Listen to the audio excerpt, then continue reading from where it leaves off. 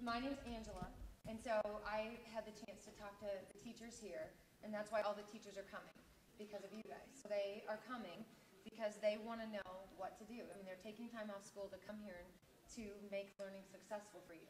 So I wanted to make sure that the advice that I share with them is the advice that matters to you. So I'm just asking you this question. It sounds very simple, but what is one small thing that teachers can do every day to make you want to come to school? I think one major thing would be like teachers not just standing up and talking to your class, just droning on about subject. Actually, hands-on work really helps me learn. Okay. And if I just sit there for an hour listening to my teacher talk to them. So it is worthy of talking about this to the whole group. So something we can do. It's not just one or two unique teachers. It's something that we should address. So that's something that we can change. All right? Very, very thoughtful answer. John, thank you. How about you? What's something teachers can do that make a difference to you? Do more hands-on work. Do more hands-on work. Okay, so some courses, what if it wasn't possible to do more? So like, let's say you're learning a foreign language. There's not really a lot of hands-on stuff you can do with learning French. So what's something as an individual that any teacher, I don't care if they're teaching geography or they're teaching world language, what can they do to stand out for you? Real-world examples help a lot too. Like if he says, a math teacher says this problem works because it works, well, why is that relevant? Or a French teacher says, this is the word for airplane. Well, am I going to need to know what an airplane in French is? Like, give me a like you want to know the reason why you have to learn this. Okay. So I'm asking you a percentile question. I know it's just a few of you, but how many of your lessons have a reason? Like how many have a real-world application? So out of 100%, do 50% of them have a real-world application? Do 10%? Well, it all depends on the class I'm taking. Like all my world studies classes, I feel have real, like 100% meaning because I need to know what the difference between cultures, because it's not just going to be Americans I'm dealing with growing up. And then with math, it's like 20% because it's just crunching numbers the whole time. So I guess it depends on what class I'm in. Okay. What would you guys say?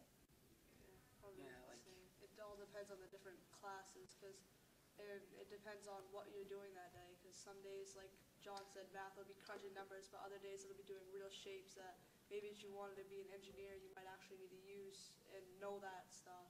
So it also, not only does the class, it depends on what the teacher's teaching that day. Okay. Do you think less of a teacher if they don't use technology or more of a teacher if they do? What's your thought about technology in the classroom? I feel technology is really an aid in teaching. Like all the Google tools I've been using for quite some time, and I think it just makes teaching easier and more fun to work with. So typing a document in Google Docs, it saves every minute. I can countless documents on Word or something that just erase, the program just shuts off, I have to start over. So I like how easy and user-friendly the tools online are.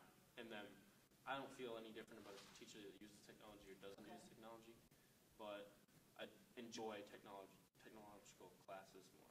Because a big conversation happening in schools right now is something that we talk about, like what's a 21st century teacher? So does using technology make you a 21st century teacher? Sometimes technology might interfere. So do you think that a teacher that is teaching students for the real world needs to have technology in their classroom? Oh, definitely. Because every day technology is impacting our world. Everything we do nowadays is technology. Growing up in this 21st century, if a teacher's teaching just grind, stone, chisel, all that stuff is just way outdated. You need it's always changing. I'm going to just take him with me on the road. Okay. I'm done. I don't need to do anything else. So how about you? What do you think? How important is technology in your classroom? Well, it's important because, like John said, we're going to be, when we grow up, we're going to be using this technology every day in our jobs. But sometimes there is teachers who can go overboard with the technology thing. They're thinking of that, but sometimes they don't think of the student as sometimes the technology gets in the way of learning. Tell me, can you explain that? Because I think that's a really important point. Because teachers are doing it because they just want to be current for you. Yeah. So can you give me an explicit example of that so that I can share that? Yeah, like in math class when we used to do all the word problems on paper and pencil, we actually had to do it on the internet once. Yes. And it took, instead of taking a week, it took us 2 weeks, and then it took the teacher an extra week just to grade it. So So not only did it get in the way of the student, but it also got in the way of the teacher. And then everybody ends up thinking technology is just right. So sometimes technology can help us learn, and such as like in my English class, he uses a lot of technology, and he's one of those teachers that knows there's a line, because some teachers just go overboard, like I said, and he definitely draws the line. So how often do you guys get to contribute your learning or your thinking to an audience that's bigger than your classroom? Do you do that on a daily basis? Do you do that on a week? So every single day, well, not every day, but I try to contribute something to a broader community. So I blog every week, I Twitter every day. So every day I am contributing what I'm thinking, what I'm feeling, what I'm learning, and I'm with the whole world. So that's going to be a part of your future. You're going to have to get good at contributing. How much practice do you get with that? Other than our social networks as kids, like just talking amongst each other in the school, we don't really have any outside the school at all. It's just our school and then maybe another friend from another school. Okay. But other than that, we don't really contribute knowledge to the outside world. Some of the, like, I noticed in high school a lot, I haven't done that, but last year in my IT class, Mr. Kelly, he actually made us blog and all that stuff about what we were doing in every class. Okay. And my Spanish teacher, we only had him for 2 years, but he tried to get us to actually start talking to people in a different country. Okay. Which it was kind of hard because the technology at that time wasn't as up-to-date as it is now, so it was harder for us, but we still got a couple messages back and forth, and it was actually pretty cool. See how you guys are using blogging? And we'd occasionally use it as like a journal, kind of like today we did this in math and stuff. Like I think we never really got in depth with it. Okay. We just got started with what we could do. We never really sent it out to anyone. Or I think having a personal blog would be way different than having the blog as we had, because we were just shared with the teacher, and like you have with a personal blog, have followers and stuff to read what you say all the time. I think I'd be more motivated to blog about stuff that's happened and what I'm learning when I know it actually means something, instead of just the teacher as like a question. Do you have any questions, or if you think about your favorite teacher of all times, ever, and you could describe that teacher in 2 words, what are the 2 words that come to mind? And think of your, like, rock the world teacher. How would you describe them in 2 words? Outgoing and engaged. Outgoing and engaged. Interesting.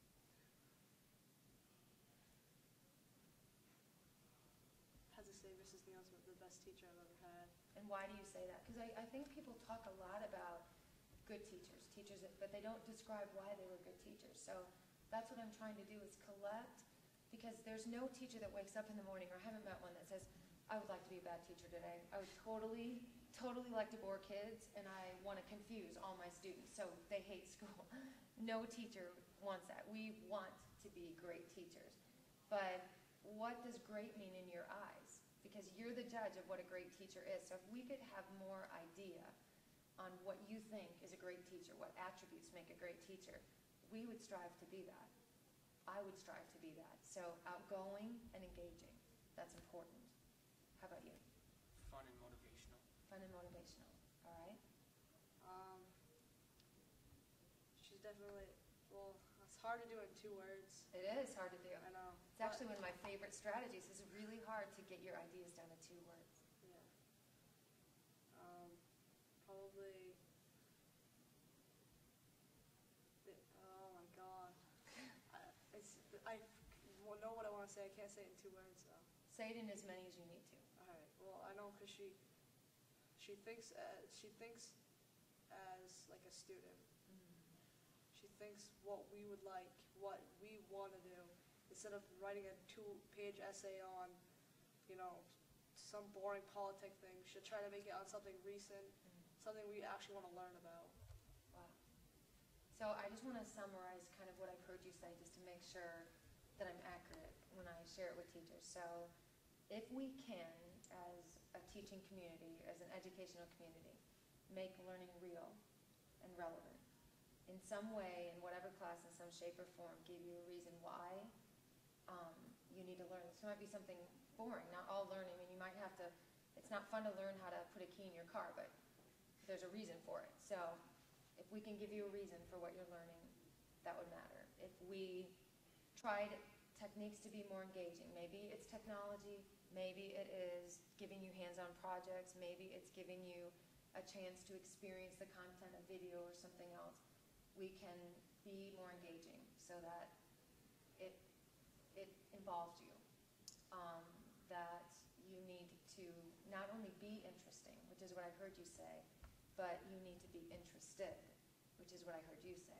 And it's a combination of both. To be interesting, to be passionate yourself is still different than being interested in what matters to you and what you're passionate about and what you care about. So if we could do that, would that change the game of school for you? By far. By far. If all my teachers like that, I wouldn't wake up in the morning and say, crap, I gotta go to school. I'd wake up and be, yeah, I'm going to school. How many of your friends, I swear this is the last question, how many of your friends do you think, how old are you guys?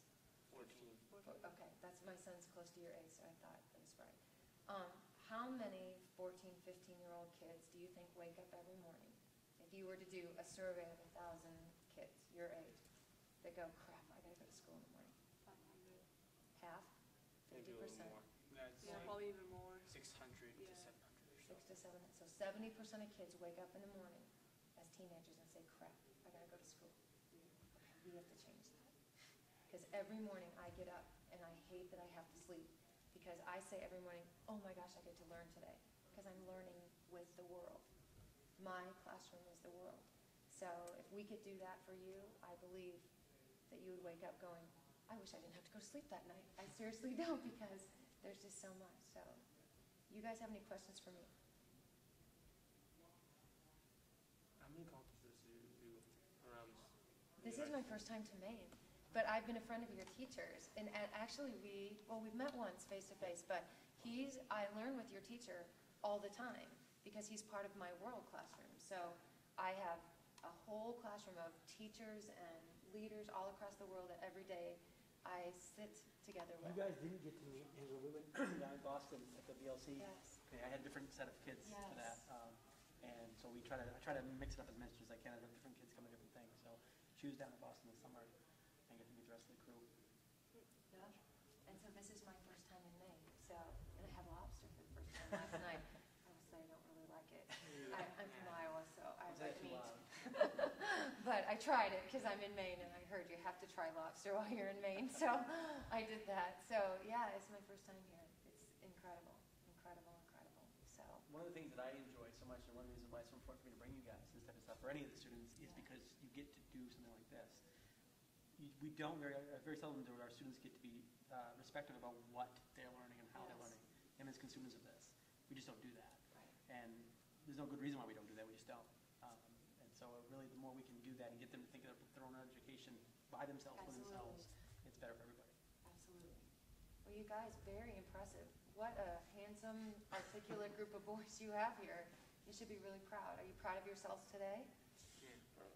Good. Excellent. Thank you so much for, and if you want to keep talking, you can go to my blog, angelamaiers.com, and this is, oh no, you're not cool cat teacher. I was gonna say, what a cool cat teacher time.